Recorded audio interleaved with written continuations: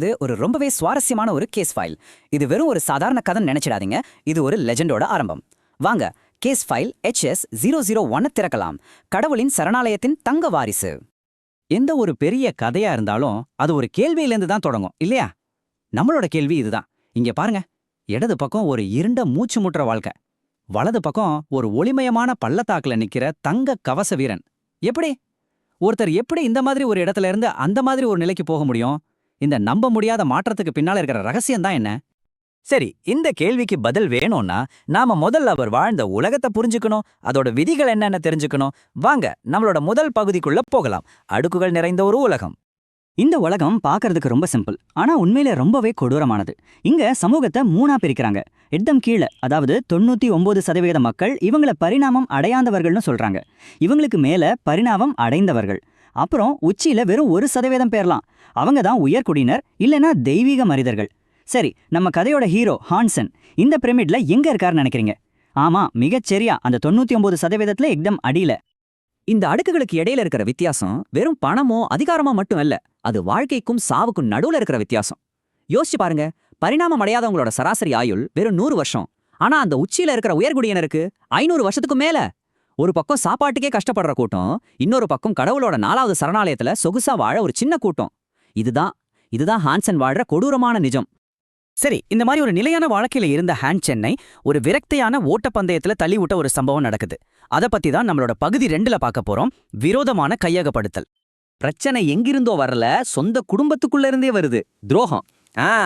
சென்னோட அப்பா தன்னோட சொந்தக்காரங்களை, அதாவது அவரோட அத்தை மாமா எல்லாரையும் ஒரு பெரிய நஷ்டத்துல இருந்து காப்பாத்துறாரு. ஆனா அவங்க அதுக்கு செஞ்ச கைமாறு என்ன தெரியுமா? அவங்க குடும்ப கம்பெனியை வித்து வந்த பணத்தை ஹான்சன் குடும்பத்துக்கு தெரியாமையே சுருட்டிடுறாங்க. துரோகம் இதோட நிக்கல.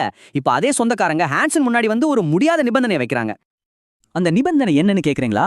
வெறும் 30 நாள் தான் டைம். அதுக்குள்ள $2 மில்லியன் கடனை திருப்பி கட்டணும். கட்டலனா அவங்க வாழ்ற ஒரே ஒரு வீடும் கைவிட்டு போயிடும்.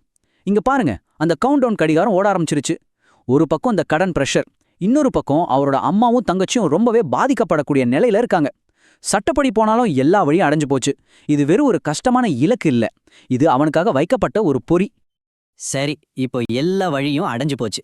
விரக்தியோட உச்சியில இருக்கா ஹான்சன். ஆனா இந்த மாதிரி நேரத்துல தான் ஹீரோக்களுக்கு ஒரு திருப்பு முனை வரும் இல்லையா? ஹான்சன் கிட்ட யாருக்குமே தெரியாத 2 ரகசிய ஆயுதங்கள் இருக்கு. அதுதான் இந்த கதையே மாத்த போகுது. வாங்க, பகுதி 3க்குள்ள போலாம். ரகசிய சொத்துக்கள்.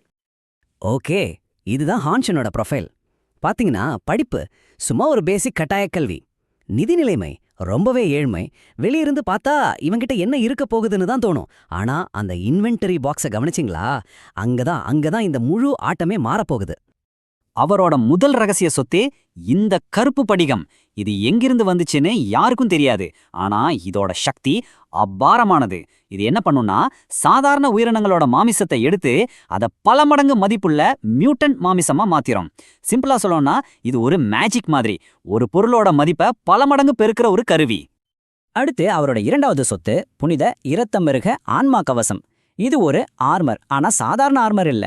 முதல் அடுக்குல இதை எதுவுமே உடைக்க முடியாது, எதுவுமே சேதப்படுத்த முடியாது.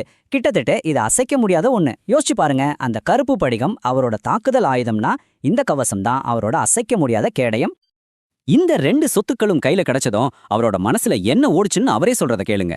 பரிணாம வளர்ச்சி அடைந்தவன், அதையும் தாண்டியவன், அப்புறம் தெய்வீக மனிதன். இந்த கருப்பு படிகத்தோட உதவியால நான் இது எல்லாத்தையும் சாதிக்க முடியும், இன்னும் இதுக்கும் மேல போக முடியும். பாத்தீங்களா? இப்போ அவரோட நோக்கம் வெறும் அந்த பணப்பிரச்சனையை தீர்க்கிறது மட்டும் இல்ல, இந்த மொத்த சமூக பிரமிட்டையே உடைச்சி எறிகிறது. சரி, இப்போ அவர்கிட்ட 2 பவர்ஃபுல்லான சொத்துக்கள் இருக்கு. ஆனா இதை மட்டும் வச்சுக்கிட்டு எப்படி அந்த $2 மில்லியன் இலக்க அடைய போறார்? அதுக்கு ஒரு திட்டம் வேணும் இல்லையா? அதான் பகுதி 4, படிகச் சுழற்சி உத்தி. அவரோட திட்டம் கேட்கறதுக்கு ரொம்ப சிம்பிள், ஆனா செய்யறதுக்கு பயங்கர ரிஸ்க். இதுக்கு பேரு தான் படிகச் சுழற்சி. ஸ்டெப் 1, சாதாரண உயிரினங்களை வேட்டையாடணும். ஸ்டெப் 2, அந்த கருப்பு படிகத்தை வச்சு அதோட மாமிசத்தை அப்கிரேட் பண்ணணும். ஸ்டெப் 3, இப்போ கிடைச்ச அந்த அதிக மதிப்புள்ள மியூட்டன்ட் மாமிசத்தை அறுவடை செய்யணும். ஸ்டெப் 4, அதை நல்ல லாபத்துக்கு விற்கணும். இந்த சுழற்சி மட்டும் சரியா வேலை செஞ்சா கடனை அடைச்சிடலாம். இது மட்டும்தான் அவருக்கு இருந்த ஒரே வழி. இங்க பாருங்க, அவரோட மைண்ட்ல என்ன ஓடிட்டு இருந்துச்சுன்னு இது தெளிவா காட்டுது. சாதாரணமா வேலை செஞ்சா ஒரு வருஷத்துக்கு $20,000 சம்பாதிக்கிறதே பெரிய விஷயம். அதை வச்சு அந்த கடனை அடைக்க முடியுமா? வாய்ப்பே இல்ல. அதனால வேட்டையாடுறது மட்டும்தான் ஒரே ஆப்ஷன். இதுல 2 விதமான லாபம் இருக்கு. ஒன்னு அந்த மியூட்டன்ட் மாமிசத்தை விக்கிறது, இல்லைனா ஜாக்பாட் அடிக்கிற மாதிரி ஒரு மிருக ஆன்மா கிடைக்கிறது. அது மட்டும் கிடைச்சிருச்சுன்னு வைங்க, ஒரே நாள்ல மொத்த கடனும் க்ளோஸ். ஆனா இது ஒரு பெரிய கேம்பிள். சரி, அவரோட திட்டம் வேலை செய்யணும்னா ஒரு கரெக்டான டார்கெட் வேணும்ல. அந்த டார்கெட் தான் இந்த ஸ்விஃப்ட் மாண்டெஸ். இது ஒரு சாதாரண உயிரினம் தான், ஆனா இதோட த்ரெட் லெவல பாருங்க. எஸ் டியர், அதாவது மரணத்தை விளைவிக்கக்கூடியது. இதோட அட்டாக்கும் ஸ்பீடும் வேற லெவல்ல இருக்கும். ஆனா ஒரே ஒரு வீக்னஸ், டிஃபென்ஸ் ரொம்ப ரொம்ப கம்மி. இது ஒரு கிளாசிக் கண்ணாடி பீரங்கி மாதிரி, தாக்குனா செத்துடும், ஆனா அது நம்மள தாக்க விடக்கூடாது. பிளான் ரெடி, டார்கெட் லாக் பண்ணியாச்சு. இப்போ ஆக்ஷன்ல இறங்க வேண்டிய நேரம். வாங்க பகுதி 5க்கு போகலாம். செயல்படுத்தல் தங்க ஜெகர்நாட். ஒரு சாதாரண வேட்டைக்காரனுக்கு இது ஒரு சூசைட் மிஷன். ஆனா ஹான்சனுக்கு இது ஒரு சிம்பிள் மேத்ஸ். ஏன்னா அவரோட புனித இரத்த கவசம் அந்த மாண்டெஸோட அட்டாக்கை விட பல மடங்கு பவர்ஃபுல். அதாவது அந்த மாண்டெஸ் எவ்வளவு வேகமா தாக்குனாலும் சரி, அவர் மேல ஒரு சின்ன கீறல் கூட விழாது. இந்த ஒரு விஷயம் போதும் ஒரு தற்கொலை முயற்சி ஒரு கணக்கு போட்ட வேட்டையா மாறுது. இப்போ முதல் மோதல். மாண்டிஸோட கூர்மையான கத்திகள் முழு வேகத்தோட தங்க கவசத்தை தாக்குது. டேமேஜ் ரிப்போர்ட் என்ன சொல்லுது பாருங்க. வரும் தாக்குதல் மரணத்தை விளைவிக்க கூடியது. ஆனா கவசத்தின் நிலை 100%, சேதம் எதுவுமில்லை. வாவ்! அந்த ஒரு செகண்ட்ல ஹான்சனோட ரிஸ்கான பிளான் 100க்கு 100 கரெக்ட்னு ப்ரூவ் ஆயிடுச்சு. தன்னோட கவசத்தை யாராலையும் ஒன்றும் பண்ண முடியாதுன்னு தெரிஞ்சதும் ஹான்சனோட கேம் பிளானே மாறுது. இதுக்கு முன்னாடி ஒரு அசாசின் மாதிரி மறைஞ்சு தாக்கினான். ஆனா இப்போ ஒரு அசைக்க முடியாத டேங்க் மாதிரி நேருக்கு நேரா போய் மோத்துறான். Confirmed kills 24. அவன் இப்போ ஒரு சாதாரண வேட்டைக்காரன் கிடையாது, அவனை தடுக்கவே முடியாத ஒரு ஜெகர்நாட். இந்த வேட்டையோட முடிவுல என்ன ஆச்சு, அதோட விளைவுகள் என்ன? இங்கதான் ஒரு புதிய லெஜெண்ட் பிறக்குது. வாங்க கடைசி பகுதிக்கு போலாம். ஒரு சகாப்தம் உருவாக்கப்பட்டது. வேட்டை முடிஞ்ச கொஞ்ச நேரத்துக்கு அப்புறம் இன்னொரு வேட்டைக்காரர் அந்த இடத்துக்கு வராரு. அங்க அவர் பாக்குற காட்சி அவரை நடுங்க வைக்குது. ஒரே ரத்த கலரி. ஆனா இத செஞ்சது யாருன்னு ஒரு சின்ன க்ளூ கூட இல்ல. பயோமெட்ரிக் ஸ்கேன் பண்ண எதுவும் கிடைக்கல. தாக்குன விதமும் ரொம்பவே விசித்திரமா இருக்கு. ஒரே ஒரு ஆள் எந்த தடையுமே இல்லாம எப்படி ஒரு பெரிய கூட்டத்தையே அடிக்க முடியும்னு அவங்களுக்கு ஒரே குழப்பம். இங்கதான் அந்த மர்மம் ஆரம்பிக்குது. இந்த ஒரு சம்பவத்துக்கு அப்புறம் அந்த ஏழை மாணவனான ஹான்சன் காணாம போயிடுறான். அவனுக்கு பதிலா தங்க வாரிசுன்னு ஒரு லெஜெண்ட் உருவாகுது. அவன் இப்போ பாதிக்கப்பட்டவன் இல்ல, அவன்தான் இப்போ அந்த உணவுச் சங்கிலியோட உச்சியில இருக்கிற எபிக்ஸ் பிரெடேட்டர். அப்போ கடைசியா என்ன ஆச்சு? Mission success.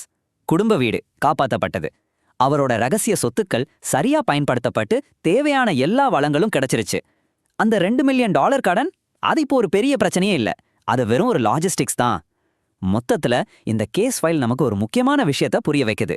கடவுளோட சரணாலயத்துல உங்க சமூக அந்தஸ்தை விட உங்களோட உயிரியல் பரிணாம வளர்ச்சி தான் முக்கியம். அது எல்லா ஏற்றத்தாழ்வுகளையும் அழிச்சிடும். சரி, இந்த கேஸ் ஃபைல நம்ம ஒரு கேள்வியோட முடிச்சுக்கலாம். இந்த மாதிரி பயங்கரமான ஏற்றத்தாழ்வுகள் இருக்கிற ஒரு உலகத்துல ஒருத்தரோட உயிரியல் பரிணாம வளர்ச்சி மட்டும்தான் உண்மையான சமத்துவத்தை கொண்டு வர முடியுமா?